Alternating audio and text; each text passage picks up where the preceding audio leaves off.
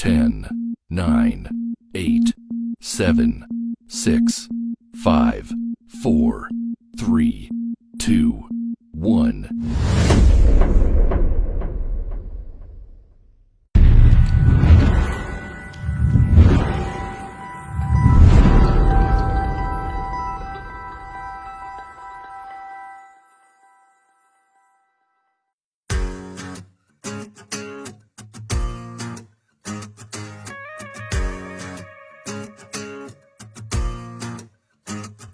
It's been a long week.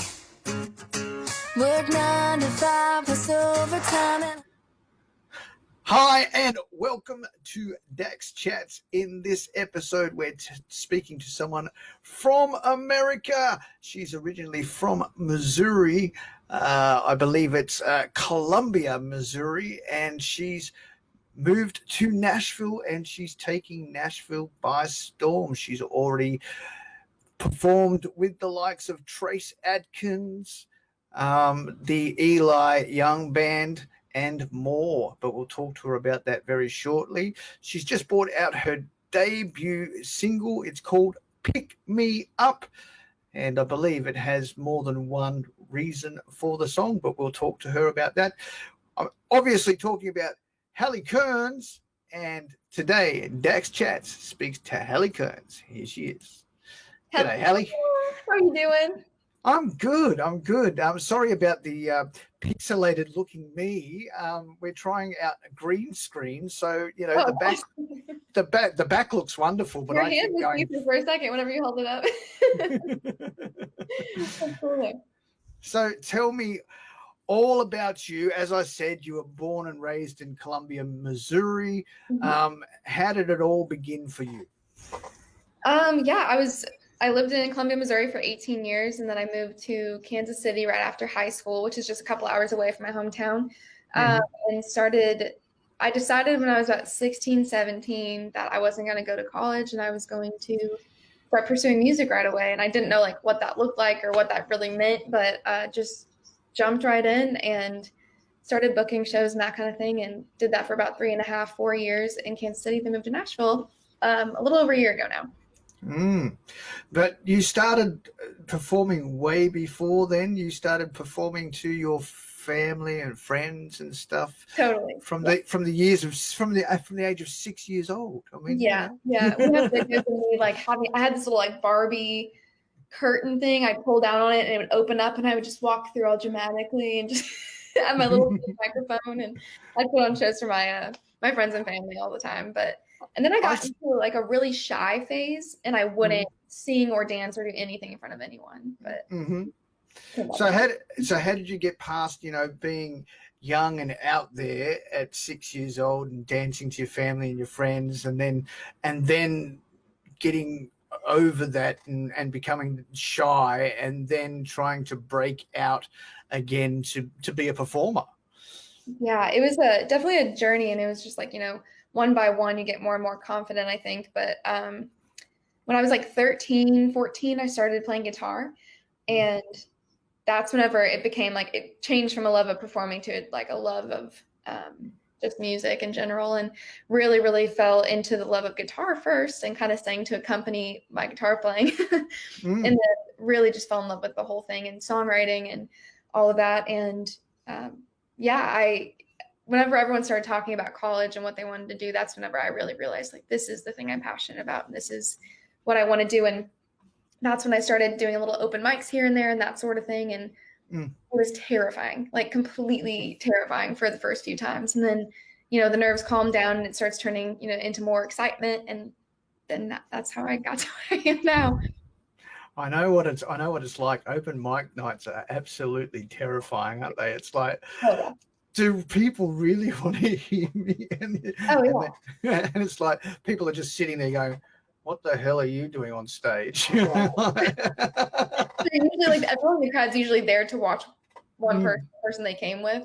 And so they're like, can you just get on with it and let my person go? And my first open mic, I was performing to my dad, my little sisters, and the bartender.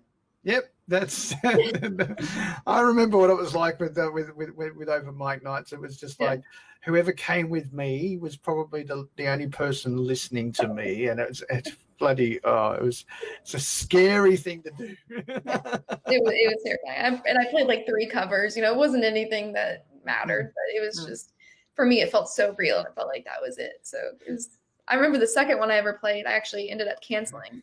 I was so petrified. I called, like, it's an open mic. Anyone can show up, but I called and I was like, hey, I'm not feeling well. Like, I have to pull my name or whatever. And I was like, I can't do this. I was like having a meltdown, like just pure anxiety over it.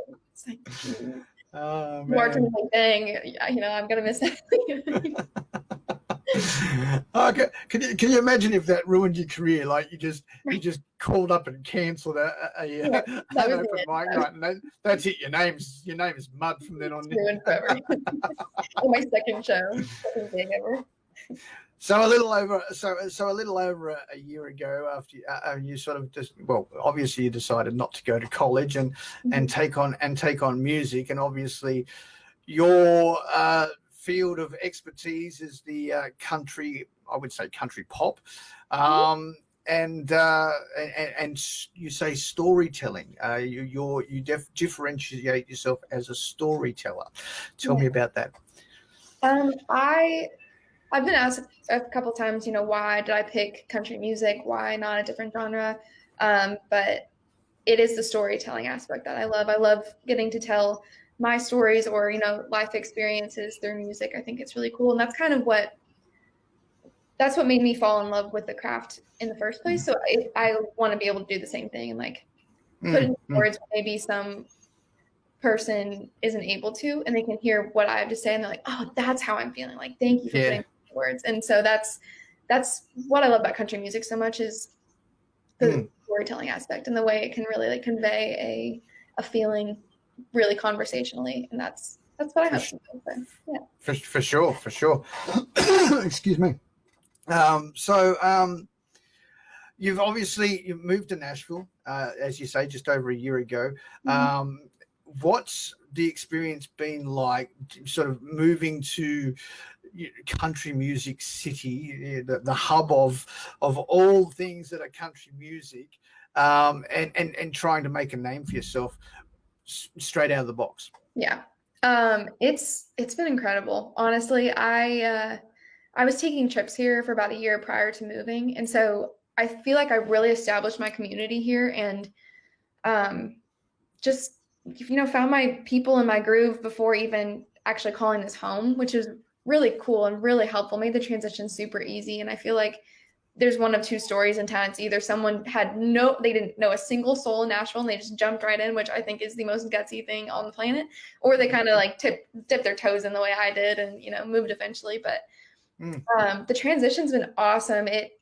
I feel like the 3 to 4 years in Kansas City really built up my confidence as a performer in a way that I didn't have prior to that.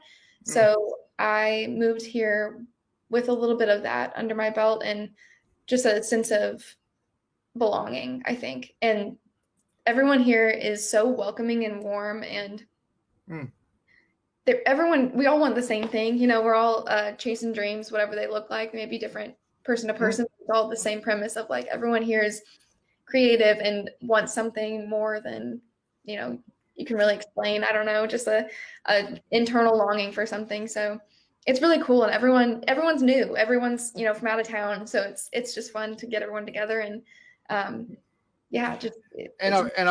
heard that the country music community in America, well, especially in Nashville, they're all there for each other, and they all help build each other up. It's like it's a community like no other.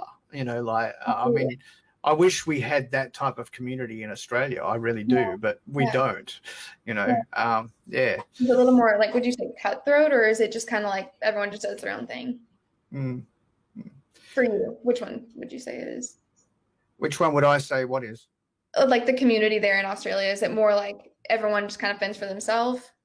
Yeah, I mean, they talk about country music community and they talk about country music family, and in hard times and struggles in Australia, that family does come together. So during, COVID, there's been a lot of people coming together more often. But in the normal scheme of things, normal life, everybody's off trying to get their own career, and everybody's doing their own thing, and it's not that, you know, I'm helping you get ahead because this is what I did, or, you know, and I know how to get there, so I'm going to help you. There's not a lot of that.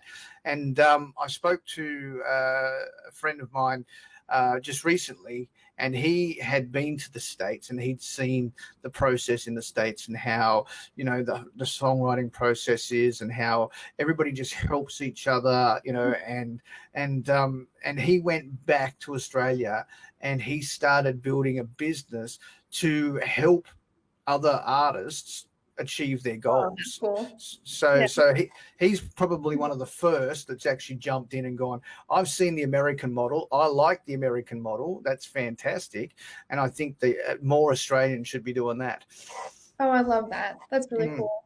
Yeah, people kind of call Nashville like classes here. It is like, you know, a 10-year town, as they call it. It takes, you know, 10 years to hit that certain level of success or whatever, and, you know, more or less, but that's the average.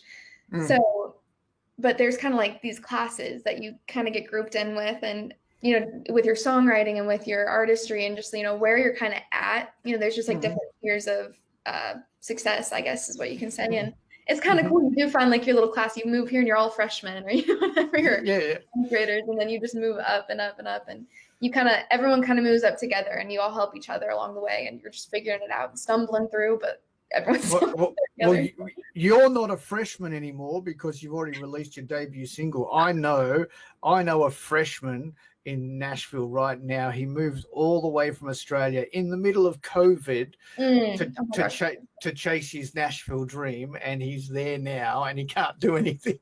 Oh, I can imagine. Give me his name later, and I'll shoot him a message or something. Maybe we can. No worries. Absolutely. So let's talk about the new single. Well, actually, before we talk about that, you've worked already with some amazing people. You've worked with Trace Adkins. Oh, I love that guy's voice, man. David Nail, as I said before, the Eli Young Band, and Tracy Lawrence as well. I mean, whoa, there's some big names there. So crazy. So you've already worked with some big names in the industry. I mean, you know, opening for them and stuff like that. So you're actually getting a name for yourself before you've even hit radio with a single. Yeah, thank you.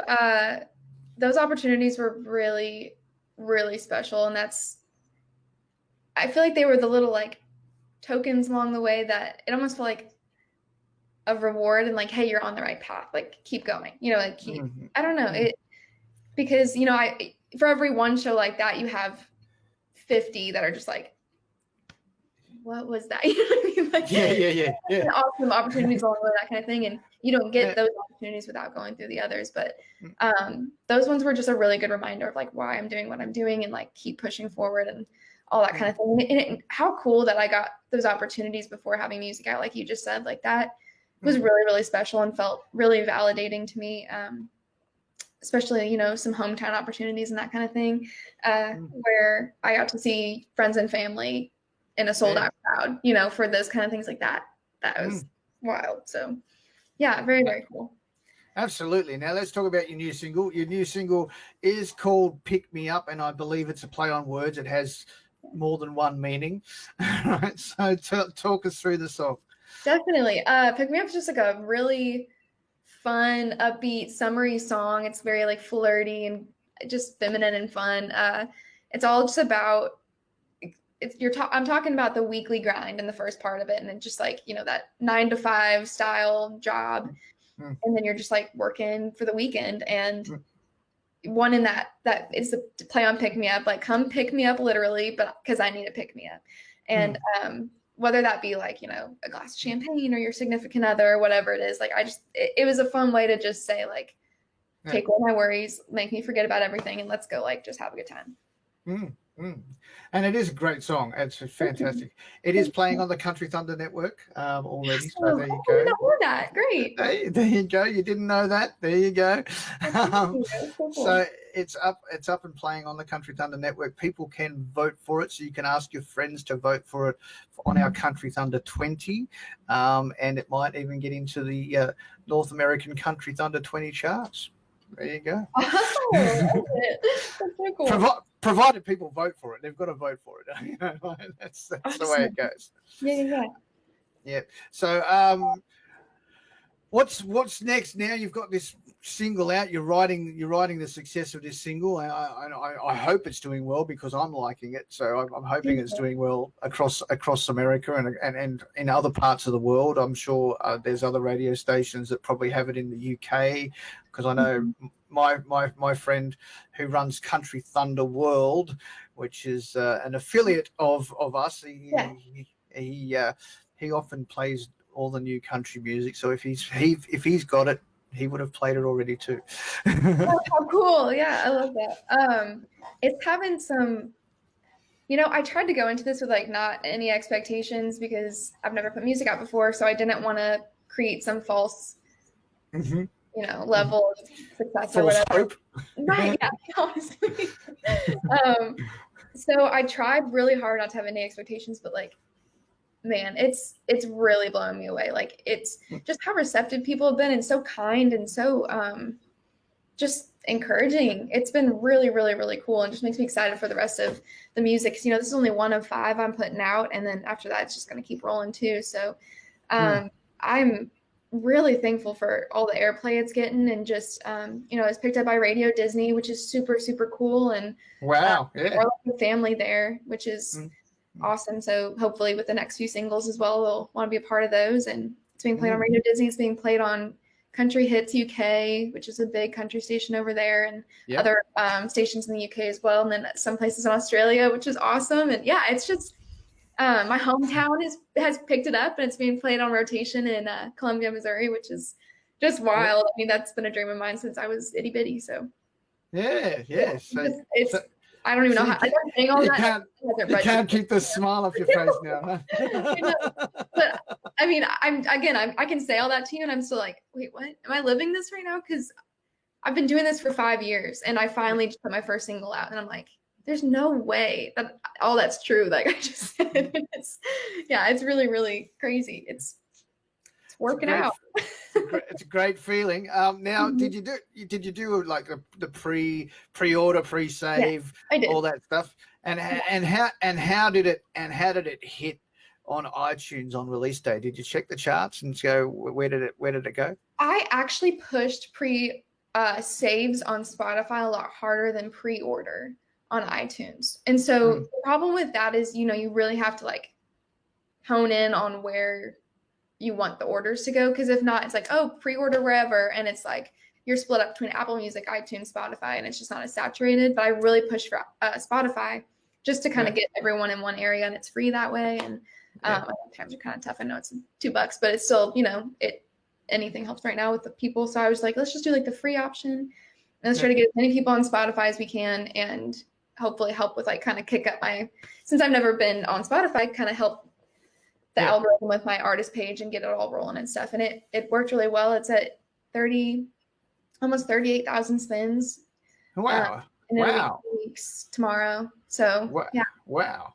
That's awesome. That is absolutely awesome. No playlisting or anything. So that's, I hope it keeps going that way. Has it made any playlists? Like, do you know how many playlists it's on already and stuff? Yeah, well, third-party playlists, like, made through Spotify users, it's on 250, I think. 250 user playlists. Okay, cool. Yeah. That's good. And then it's on Release Radar and Discover Weekly. It got picked up by the algorithmic playlist, but it's not on any editorials yet. So we'll keep our fingers crossed for that. I think I'm sure typically gets put on an editorial in their first release, but with those numbers, I think you might make it. I think you could make it. I would be thrilled. That would be a dream for sure. Wouldn't it be lovely to be on the Fresh Country playlist? I mean, wow. That That would be insane. So hopefully, I mean, I didn't expect Radio Disney to pick up the first one or get put on any radio stations or anything like that, the first release. So who knows? Honestly, not really. Come on, you came out with a good song. You know, of course, people are going to be drawn to it. You know, it's a great melody. It's, as you say, it's a pick me up song. You know, it's like nice, light-hearted. You know, it was definitely radio ready. So I mean, of course, you know, radio stations are going to like, yep, we'll take that. Thank you. That's lovely. Right. Thank you. And you know, we do that. You know, we go through like we get hundreds of songs each week from across the world, and I listen to each and every one of them. And not every one of them gets into my radio station because not a lot of independent artists think that they think they're radio ready, but they're not radio ready. You know, you get there's that level that you've got to aspire to, and you've certainly done that with your debut release. I think that was a nerve thing. Something I was nervous about before releasing was just like, is this good? Is this, you know, and everyone I think questions that with their own art. Every creative has that moment of like, wait, is this good enough to, you know, whatever? But because I know what you mean. Like, I think everyone believes that, and I got to a point where I was like, you know what, I'm so proud of these songs that if it gets 100 streams and if they're all me, I don't care because I love it. Like, genuinely, I love my music and I'm so excited to have it out. And so that's how I knew I was ready to put something out. It's like, because it's no longer about what will people think or how is it going to do. It's more about like, this is something I'm proud of and something that represents me really well, I think. And so I want to put this out. And it's just cool to see, like, you know, people are agreeing with me. Like, they like it too. But that's where music resonates. Like, if it's personal to you and it means something to you and you are genuine about it, then that transfers to your audience. And that's why absolutely. And that's why your audience picks it up, and that's why radio stations pick it up, because they can hear the genuineness from the track. Yeah. So absolutely. So you've done very well. Thank you very much. It's a pleasure to actually meet you. Oh, thank you. Thank you so much for having me on here. Even though it's in this virtual world, you know, like this is the, as I say, the new normal because of the Corona coaster is what I call it. Tell me before we go, we have to talk about the shit show. Sorry, there's no better term for it, honestly. What's happening in Nashville right now with this pandemic? How's things happening there? You know, everything is, again, the new normal. It's a weird state because we're not in total lockdown anymore. But I feel like we might as well should be. Like, it's kind of a weird blend of, you know, mask absolutely everywhere. You can't leave your house without a mask on. But like, there's still, like, you know, half capacity to 75% capacity, depending on, and some places aren't even open inside. So it's really just dependent on where you go. And Broadway is completely shut down right now. And yeah, that's really all that's going on. It's just kind of strange. As far as music goes and that kind of thing, a couple places are doing like social distancing live shows, nothing any like crazy concert type thing. It's all sitting area only and that kind of thing. But it's just weird. I haven't personally played any shows and I don't think I'm going to for a while, just because it feels it's just a weird time to do it. And I don't know, a lot of this kind of thing because that's safe. And I don't know. So obviously, you know, you've released this single during the pandemic, and it's done very well considering. So how did you get yourself out to an audience? I mean, you knew you couldn't perform, you knew you couldn't go out and do live shows and promote this song out there. Yeah. So how did you turn it around to capture your audience? I think since I knew I was going to release to this environment, I I've never done any lives before. No live Mm, performances on Facebook or Instagram or anything like that mm, until the pandemic started. And so I started plugging through that. And I have like a decent following on social media due to just playing those shows and building it up over the last 5 years. So that was really nice. I think that was kind of an advantage for me, which was really cool, just being able to put it out and already kind of having a little bit of an audience to reach, and mm, making sure just spreading awareness, like tell your friends, tell your family, like, that kind mm. of send it to your first grade teacher. I don't care. Just send it out. But, and then I've had some help. Craig is the one who talked to you, correct? Yep. Yeah. He's been awesome and helping me a lot with just spreading awareness and like helping get some write-ups and that kind of thing, and just creating a little bit of a buzz around this song. And I've just been, doing this kind of thing like crazy, just trying to tell people about it and be like, hey, while you're sitting at home or whatever you're doing, like, please, like, listen to the song and check it out. Let me know what you think. And making sure to follow up with everyone and thanking them like from the bottom of my heart, because I really do mean it. And it's been really cool. It's given the song a life, Yeah, it has. And now these virtual platforms, like what we're using to do this, I mean, this is new for me as well, because this was my way to connect with you guys through the pandemic. I mean, I've done it before, but I'd given it up, and I'd done radio before and I'd given it up. And so when the pandemic hit, I went back to radio. I went back to what I know. And then I think it was late July, we started doing these live shows. Really? Is that recent? They're not live. They're pre-recorded, and then I edit them. And then we premiere them, because the way I saw what was happening with the pandemic was everybody was in the live space. There was so many people in the live space, and I was like, if we take these things live, we're not going to get the interaction, because 15 artists are performing live at the same time, So are you finding like putting it up at a certain time is helping you, or how are you? Yeah, well, we put them out at the same time every day. We put them out 6 days a week, Monday to Saturday, and it's at 6:30 Australian Eastern Standard Time, which is not good for America. So what we did is we premiere them for America on our YouTube channel. So cool. So we do. I think it's 9 a.m.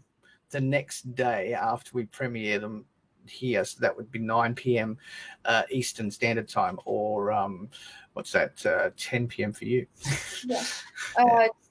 8. Yeah. 8 p.m. for you. Yeah. Sorry. Go the wrong way. There you go. I'm horrible. As you could tell from yesterday, horrible with the time zone changes and stuff. And I've been really on top of it, and like letting my calendar flip it for me. But yesterday, I don't even know. But because the eastern states of Australia are actually 2 hours ahead of where I am. So I actually live in China. So there you go. I'll just tell you that now. I live in China. Oh, I'm not. Dude, it's too early here for that. So yes, I'm from Australia, but I live in China, so there you go. And I run the whole radio station from China.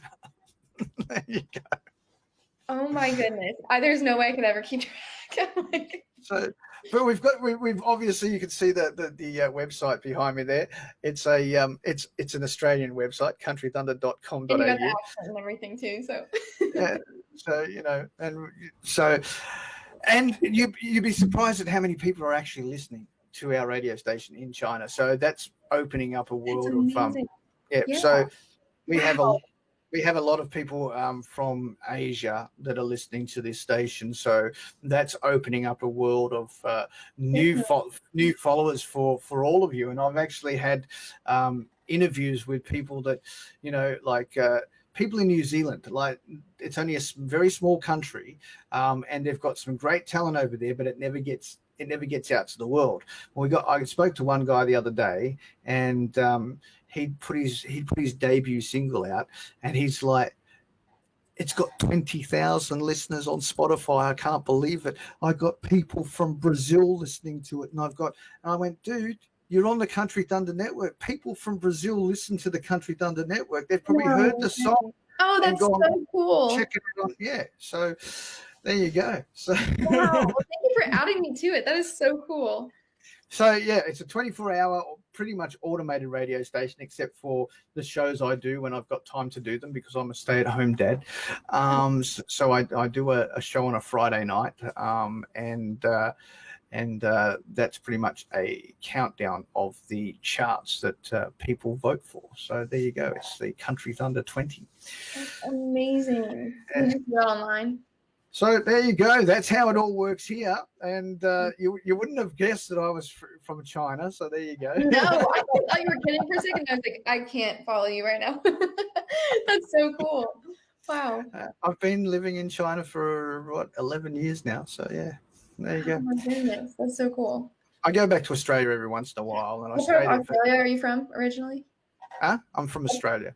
What part of Australia? I'm from Sydney originally. Okay. But I've lived just about everywhere. So there you go. The only place I haven't lived is the US. So I haven't lived anywhere in the US. I wanted to many years right ago. Now it's not the time to. So no, absolutely not. Absolutely not. You're the right thing. Hey, look, I can't even fly to Australia right now. I can't. There's no planes. Oh no. From China to Australia, so I can't even go home even if I wanted to. Ooh, some people are kind of trapped. Yeah, it's awful. Yeah. Anyway, it's all good here. I'm not wearing a mask. It's business as normal here. There are a few cases coming back, and I expect that by the time autumn and winter rolls around, it will get a lot worse again. So we'll see what happens. But I don't think it's going away very easily, and I don't think this vaccine is going to be very of much use right now because, as far as I know, this COVID thing keeps mutating and changing. So, who knows what a vaccine's going to do? At least they did a good job of, nipping it in the bud and took care of it before. Well, some countries have. Some countries have. Can't say much for yours.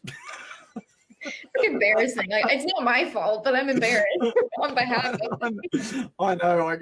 I've spoken to a few people from America, and it's like, what?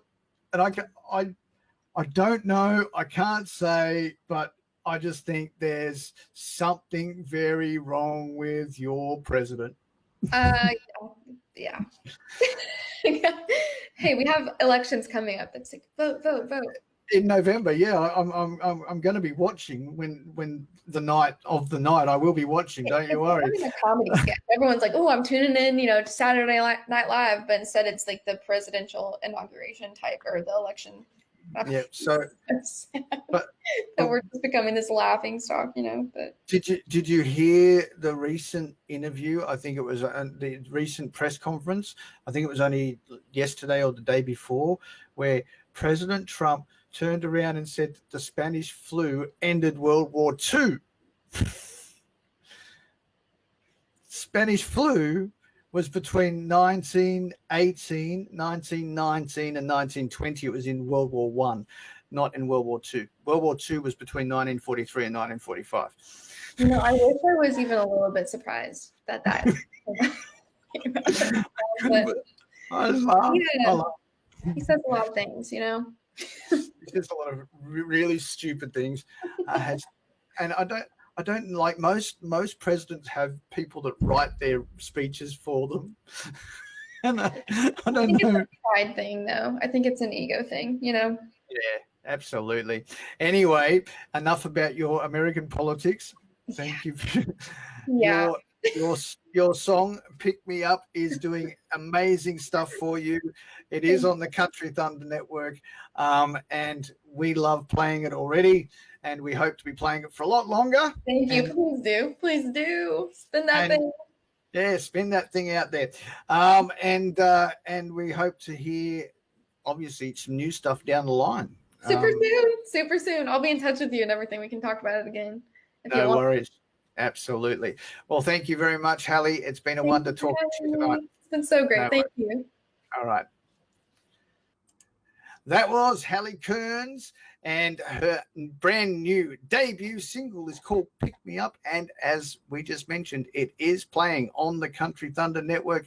You can request it on our player, or you can vote for it in the Country Thunder 20 on our website. Just go to that website right there. It says countrythunder.com.au. Until next time, this is DJ Dax signing out for Dax Chats, which is proudly presented by Neon Horse in Stanhope, Victoria.